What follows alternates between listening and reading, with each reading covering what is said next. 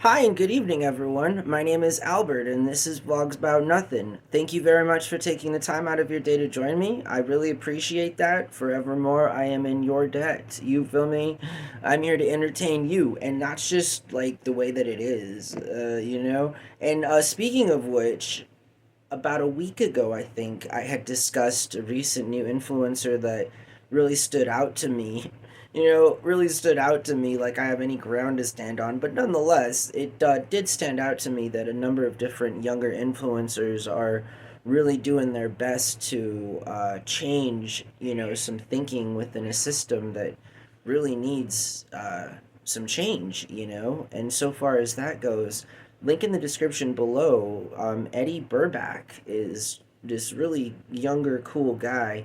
Um, Pretty sure Gen Z, and nonetheless, just a really funny guy and really cool videos. And all of them that I've seen, which are now most of them, are really, really good. And again, I think that a lot of what he talks about is very relevant and it's really important for all age groups. And with a million plus subs going on two, three for some of these people, they've been doing it for better part of a decade. So I think that's really cool to see that kind of effort put into something and then to have it rewarded um, by eventually trickling on down into a feed as some random guy in Albuquerque, New Mexico to devour and just eat up, and become a sub and want to join some of these. Um, Membership only kind of platforms that they offer now here on YouTube. So, only time will tell. But regardless, link in the description below because specifically Eddi Burback talks about Bill Maher, who, so far as I'm concerned, is probably like the quintessential example of what we all don't want to be when we grow up, if that were a thing. Just talk about a really, really hateful stoner, which is really weird, actually. He is definitely an enigma, a mystery wrapped in a riddle. He's the only person that you could probably smoke, a whole ounce and a half with of legal Mary Jane in a legal setting and still get just tore apart by, like, again, this really, really just resentful old guy. Yeah, and I kind of agree. I obviously with that, with the sentiment that Bill Maher is a joke, and that anytime Bill Maher decides to go out of his way to create content that bags on influencers or millennials or Gen Z, just goes to show the very short-sighted nature of really rich old white men who feel like they are somehow better than everybody else when in fact they are probably the worst culprits and perpetrators of such things as maintaining the status quo and pretending like they care but never actually really doing anything about it, and just, I guess, eventually ending up their life is ended and they have all this money. And I guess, is that what life's all about, ladies and gentlemen? They, them, just to sort of exploit everybody at our own expense and see how much we all end up dying with. I mean, because that sounds like a pretty low bar, and I just kind of want to say now that I'm cool. I'm cool. It's not what I want to do, but best of luck to anybody else who wants to do these things. People like Bill Maher. I mean, it's not obviously like they can't be done, but nonetheless, this video really goes out of its way to really dismantle the person that Bill Maher is. And again, 100%, I agree. 100%. If there was a bigger number I could agree with to represent a whole, I would. But the old man is definitely a joke and does no favors or services for trying to be positive or likable. I'm not sure those are things that are in his vocabulary, positive or likability. So yeah, and it goes to show every time he opens his mouth. And hey, I've identified here, on some level, as Eddi Burback sort of reiterates. I mean, yeah, we're content creators, I mean, some of us make videos where five people watch over the course of the first few days and stuff. I mean, it is a fruitless, it is a labor of just of passion, right? And the fact that Bill Maher goes again, Bill Maher like made a really cringe analogy with the van influencing couple that ended up having a really, really terrible tragedy between the two of them that ended in both of them being unalived.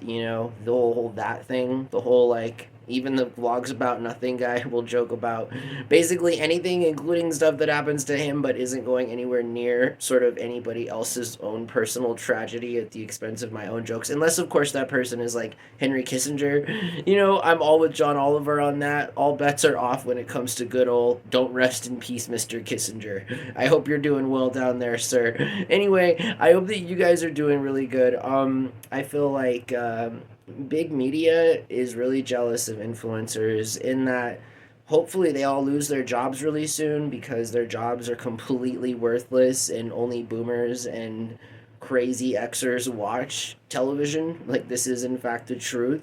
And think about this. It's not like you don't think young people wouldn't watch TV, like if there was something worth watching. That's the other thing that I think about with like transitions in tech and stuff. It's sort of like TV is a real easy thing to do. You just got to press power. But if what you press power for is to watch a bunch of boomers and Xers debate on the state of the world while all simultaneously hating on younger generations for trying to make a difference and for trying to make a stand in that, like, jobs are completely pointless, and why don't we talk about that instead of trying to reinvent more low wage paying jobs so that we can live the I you know it's very complex, and obviously if the speaker doesn't know what he's saying while he's talking, it's kind of hard to get the end goal of what is trying to be conveyed, but I try my best. It's been an interesting week for sure. I have a lot going on personally, actually. Nothing really bad, just a lot of daily, a lot of life, a lot of learning, a lot of observing, and I'm really trying to get a job, just a part-time job. I'm really, really trying to do that. And it's interesting, but this is what Vlogs About Nothing is, kind of talking about something, sidebar on something else for a long time, and then wondering why my hair has been so flat. It has been so flat for so long. It's, again, life is fun, isn't it? It's so much fun when you get older too and you wake up and it's almost like a completely different thing has happened and you're just not really sure. But I am sure that big media is entirely jealous of influencers, and people like Bill Maher are like the running memes for the rest of forever as it concerns the real bad taste they leave in people's mouths. He considers himself to be a comedian, but anything that he's ever said has been met with like the lowest ever kind of. I just, he's not funny, and I agree with Eddie on that. In that, he thinks he's funny, but he's not, and even his audience really, I guess, kind of thinks he's funny, but um, it's a whole weird vibe. It's just cringe. You feel me? It's just super cringe. It's hella cringe. It's something that only a generation of old people would make happen, in that there's better, like Eddi Burback, like a lot of these guys, they get more viewers, when they post a video than all of these old guys do combined in the course of years.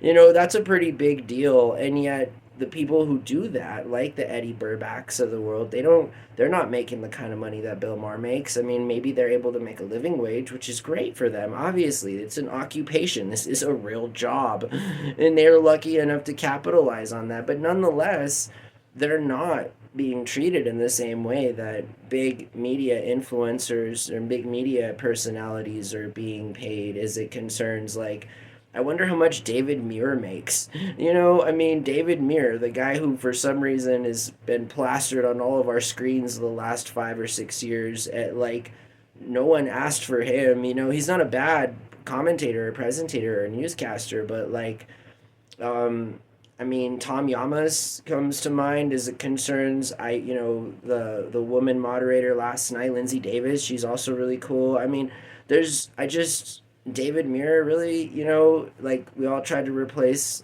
Peter Jennings or the other guy that no one wants to talk about anymore ever, Brian Williams. America has tried to replicate the face of media, and all we've ended up with is the guy that used to host the show that talked about cringe topics and women, and it was called The Man Show. And if you're a millennial in that you grew up with like sort of the younger Xers kind of watching this Man Show, and then next thing you know, the guy who's from The Man Show is hosting the late night show, and then the next thing you know, like it's not the same. Nobody likes these guys. They're not likable guys.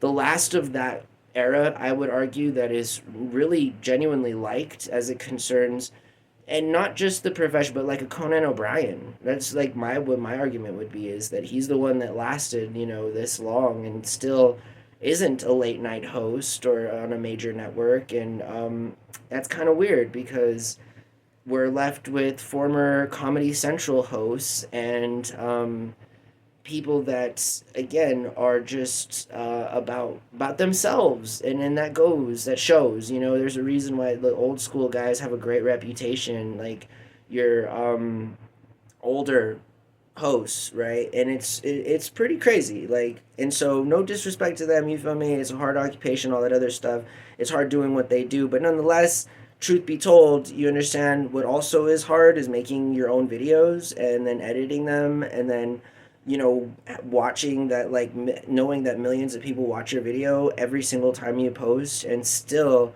you're battling on $1 every few thousand views, stuff like this. I mean, it's not, that's why you have to have millions of views. It's not an entirely lucrative sort of thing, but when you make it a thing, it should be lucrative and it should reward views in way more ways than just a few dollars for every 1,000 views, and that's at least the way I feel about it, meaning that, like, people like Bill Maher of the world, they should be the ones vlogging in their room, and like there's other people like Eddi Burbacks who deserve a real big studio and like help and assistance and stuff, and still the production level is still better with just the young creator doing a real authentic thing as opposed to some old really grumpy white guy spewing out hateful stuff, and all while being, like, he's an advocate for marijuana. Like, that, really, this guy, he blows my mind, and so do other boomers that behave and engage in this kind of behavior. I just don't understand it, honestly. But I don't understand a lot of things, so that's okay. I hope that you guys are doing really well again. Thanks for watching my channel, and I hope that you have a really good night, okay? Bye.